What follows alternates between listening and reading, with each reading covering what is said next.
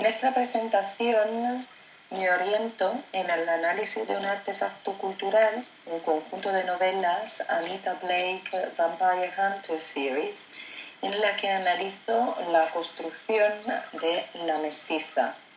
O sea, Anita Blake como mestiza con un cierto potencial epistemológico para deconstruir el imaginario blanco norteamericano que pivota sobre el género y sobre las razas.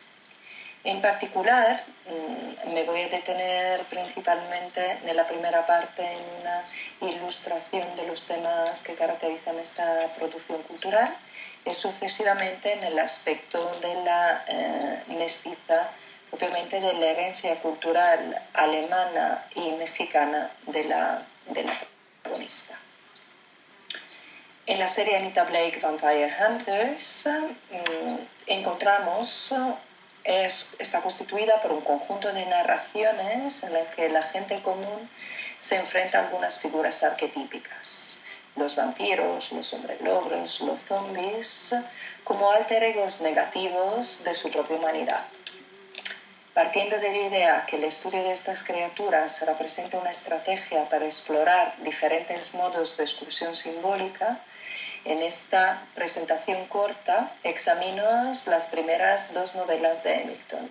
Una, Guilty Pleasure, veis aquí la imagen, y la segunda, de 94, The Laughing Corpse, y pretendo mostrar cómo la naturaleza híbrida del personaje principal tiene el potencial de desafiar los topoi racistas de las narrativas monstruosas tradicionales.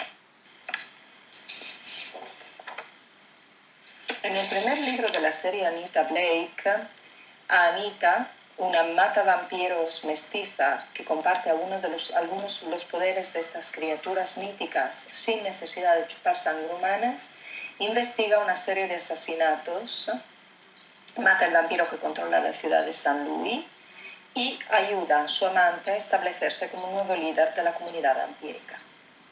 Desde las primeras páginas, Hamilton subraya la relevancia de su herencia racial mixta como elemento esencial de desenlace narrativo. La autora sitúa a su heroína en una zona fronteriza, un territorio ambiguo en el que las razas se entremezclan y crean potencialmente un tercer espacio de identificaciones múltiples que favorece el emerger de una subjetividad no fácilmente clasificable. En este complejo territorio construido literariamente como una doble herencia, la mexicanidad materna y la alemanidad del padre. Desde las primeras líneas de Guilty Pleasure, Hamilton describe con detalle el aspecto latino de Anita. Sucesivamente, esta cuestión de su herencia mixta codificada mediante el aspecto latino se explora más a fondo. Tal y como pretendo mostrar a través de este conjunto de fragmentos, su cuerpo y apariencia funcionan como indicador de la posición de la protagonista desde su primera aparición. En efecto, Hamilton, a través de Anita, define a Anita como una mujer marcada por sus características raciales.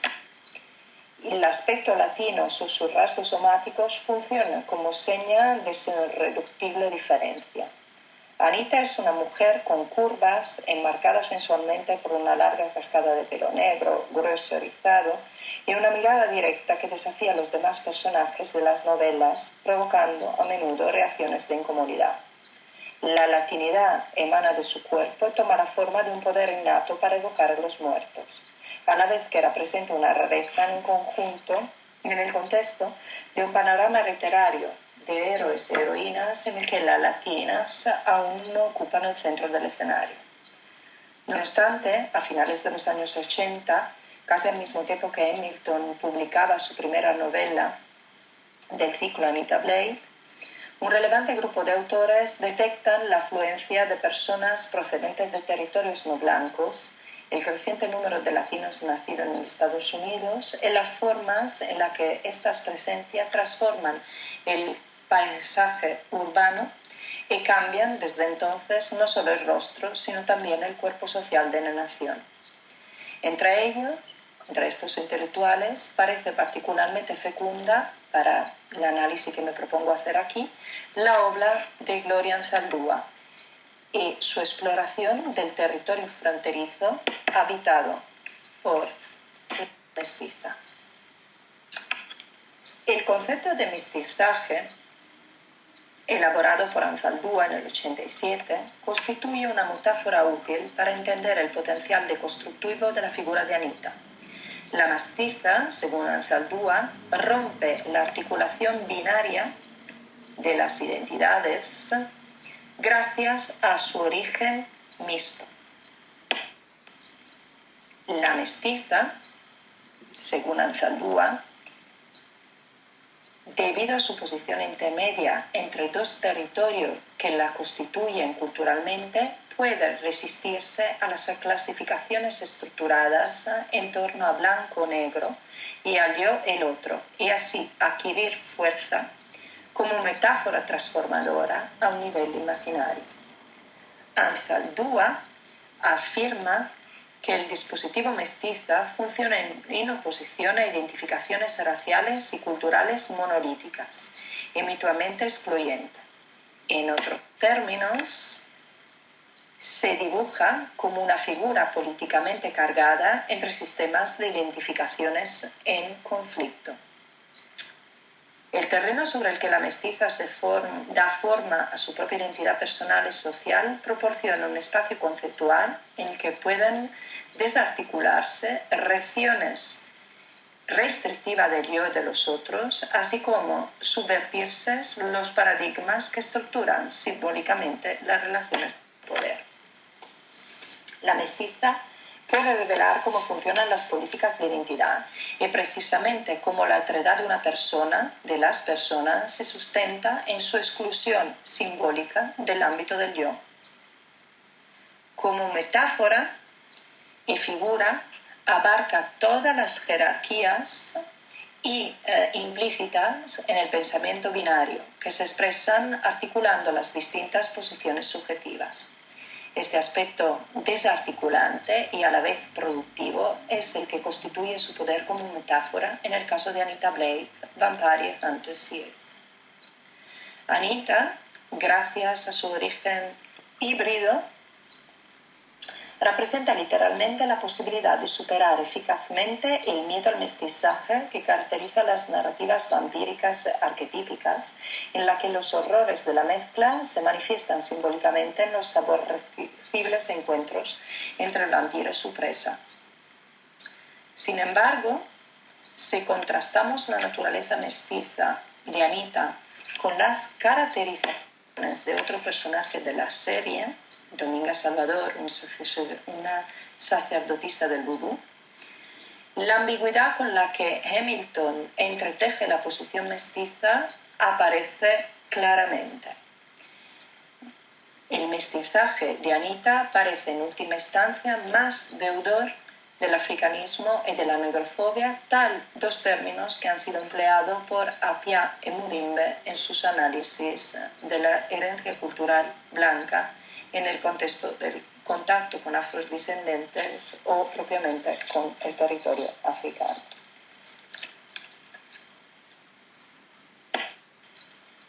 Las dos herencias culturales que entretejen la vida de la protagonista se constituyen alrededor de, por un lado, la herencia materna, o sea, su herencia, su mexicanidad, y por otra, que trae a la narración el poder sobre los muertos, y por otra, la herencia paterna, su pertenecer en parte a un mundo cristiano y blanco que ofrece un compás moral que le permite orientarse y resistirse a la seducción maligna de sus propios poderes. Dicho de otra forma, en las novelas, la blanquitud paterna y su educación cristiana constituyen la raíz de su superioridad moral y de su voluntad de hacer el bien y de resistirse a la seducción amoral de los vampiros. Estos elementos constituyen el nudo problemático de la apropiación hamiltoniana de la figura de la mestiza, emergen claramente en el segundo volumen de la serie.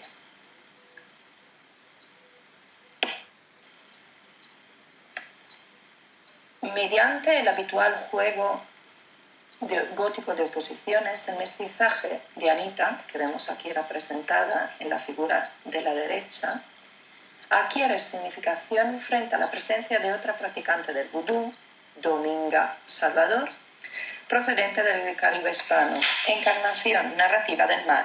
Dominga es inmigrante de un país lejano, ha construido su imperio económico traficando con cadáveres y practicando las artes oscuras de una religión fuertemente vinculada a los afrodescendientes. La única diferencia evidente entre las dos mujeres es que Dominga tiene un nombre que suena extraño y suele utilizar frases en español en sus interacciones. El español funciona como un símbolo de distinción, una forma literaria de alterización lingüística. Hamilton utiliza el español como elemento alienante que permite a sus lectores poner un cierto grado de distancia entre ellos y esta sacerdotisa del vudú. Por lo contrario, Anita afirma que a pesar de su madre mexicana, siente no entender el español. En efecto, el desconocimiento del español transforma a Anita en un sujeto fácilmente reconocible como una de nosotros. En este sentido, se la representa como totalmente asimilada, mientras que Domingo se sitúa en cierto modo al margen del orden simbólico creado por la lengua y periférica frente al dispositivo narrativo de nosotros. Desde la primera confrontación comienza a formarse un orden jerárquico de la diferencia. Por un lado tenemos a Anita y por otro tenemos a Dominga, una otra nativa, que se define claramente por las imágenes negativas estereotipadas de los inmigrantes que contribuyen a la desestabilización de la nación con su sola presencia o por su resistencia a la asimilación. Todo en ella habla de su resistencia, su casa suburbana, de estilo colonial, con paredes blancas y flores rojas, su acento, y el hecho de cuando la conocemos esté completamente rodeada por una familia en una comunidad hispanohablante.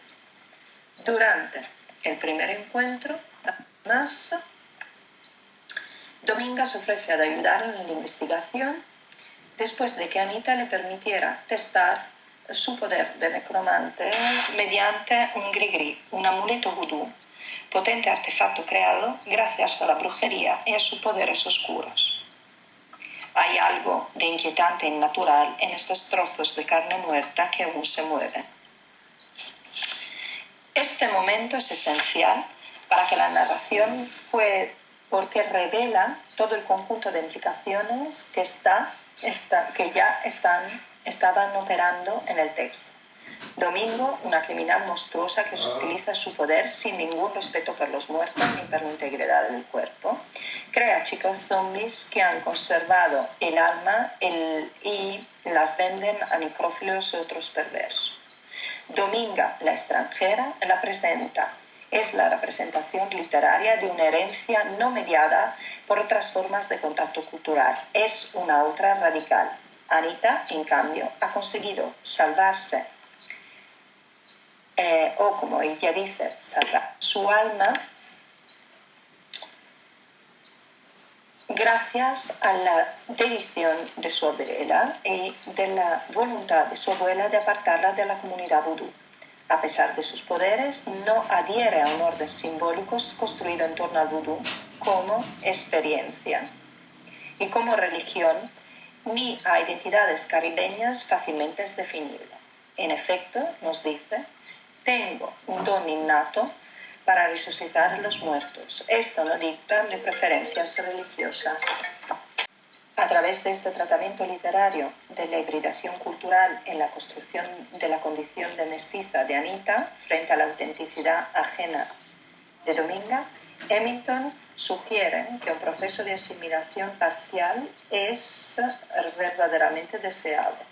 Si la mestiza sigue siendo una fuente potencial de caos, como indican claramente sus poderes, La bondad omnipresente de una educación americana, europea, cristiana puede transformar y modelar las minorías étnicas, integrándolas en el crisol norteamericano. El mestizaje también revela, lejos de la dimensión utópica de la escritura de Anzaldúa, que, para apreciar las diferencias, el multiculturalismo debe asimilarla o eliminarla o transformarlas en ligeras variaciones de un todo por lo demás homogéneo, una identidad americana unificada que premia la unidad frente a la fragmentación excesiva.